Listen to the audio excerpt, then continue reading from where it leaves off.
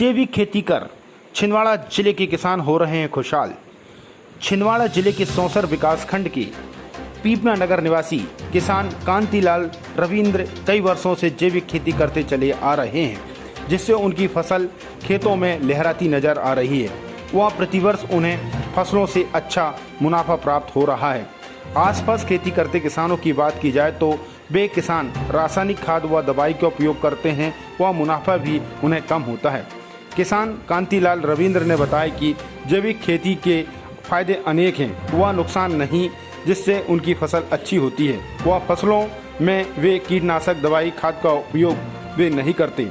उन्होंने बताया कि वे मात्र जैविक दवाइयाँ व खाद का उपयोग कई वर्षों से करते चले आ रहे हैं, जिसके फायदे उन्हें अनेक हैं। उन्हें और भी किसान भाइयों को केवल जैविक खेती करने के लिए प्रेरित किया है, लेकिन जिले में बैठे कृषि अधिकारी योजनाओं का प्रचार प्रसार नहीं करते, इसलिए हमारे जिले में जैविक खेती का प्रतिशत बहुत कम है। जिले में सिर्फ कागजों में योजनाएं चल रही हैं। किसान कांतिलाल जी कपास, सोयाबीन, तुअर व घर पूर्ति खाने हेतु साग सब्जी की खेती करते हैं, जो कि जैविक रूप में की जाती है। साथ ही गौशाला भी आरंभ की है, जिससे गौ माता की देखरेख के साथ साथ जैविक खाद के निर्माण हेतु गोबर व गौमूत्र काफ़ी मात्रा में उपलब्ध हो जाती है।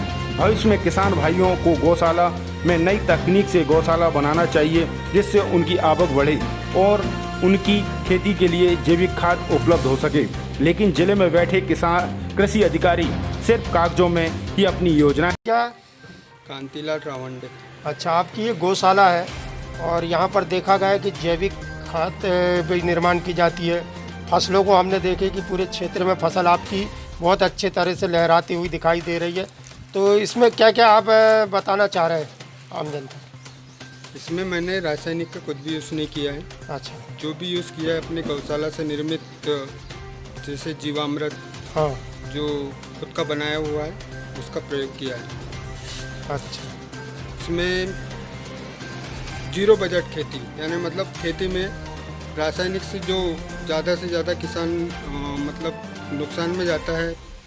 भूमि भी उर्वरा शक्ति कम होती है और बैक्टीरियास और सारी चीज़ें उसमें मतलब वो होती है, मतलब जिसको बोला जाता है कि नुकसान होता है फसलों को, जमीन को कीटनाशक और जो खा रहा है उनको शरीर को भी नुकसान। जो चीज़ हम ग्रहण कर रहा है, जो चीज़ हम रासायनिक खाद फसल को देंगे, हाँ, वो चीज़ फसल में जाएगी। वो चीज़ कहीं ना कहीं रिफ्लेक्ट होकर हमारे अंदर आती है और हमें तरह तरह की बीमारियों से ये होता है। इसलिए मैंने अपने सारे सिस्टम को, इधर वर्मी कंपोस्ट हो या गौशाला से, सारे प्रोडक्ट को मैंने जैविक कर दिया है और यही चीज़ आपको असर इस फसल में दिख रहा होगा। मैंने इसमें कुछ भी रसायन अच्छा, आगे आपकी और क्या प्लानिंग है इस जगह पे करने की?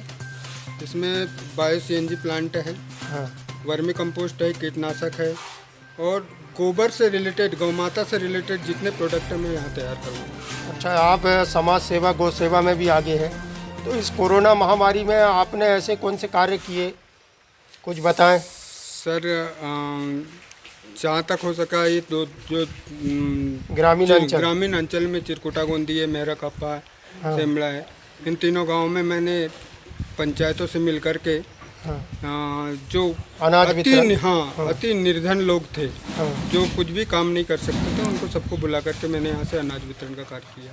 अच्छा, चलो, धन्यवाद।